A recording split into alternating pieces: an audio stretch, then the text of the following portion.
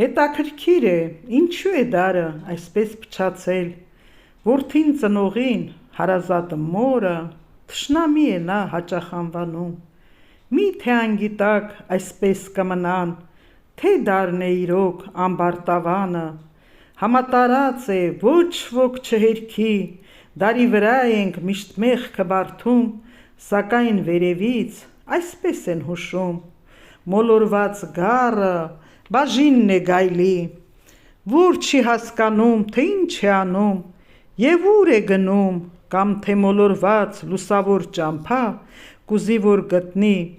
հաճախ մոռանում, որ մայրն է միակ սիրող էակը աշխարհի վրա, մորն է նա կպած ամուր լարերով, որ լարը կտրի, անտեր կմնա, էլ սեր չի տեսնի, հոգու աչքերը իսկույն կփակվի, հոգին խավարում անգիտակ նստած, աչքի պոչով է նրան հետևում, սխալ արարքը երբ որ նկատում, թեթև ապտակ է իսկույն հասցնում, զգայարանը լավ չի հասկանում, թե ինչ է իրոք այնտեղ կատարվում, ցավերի մեջ էլ խելքն է մոլորվում, ցավերի տեր է մարդուն դարձնում, մարդ եք, ձեր խելքին տիրություն արեք,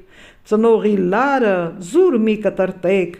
հոգու աչքերը միշտ զգոմ պահեք, հիվանդությունը ձեզնից հեռացրեք, առողջ և ուրախ կյանքը վայելեք։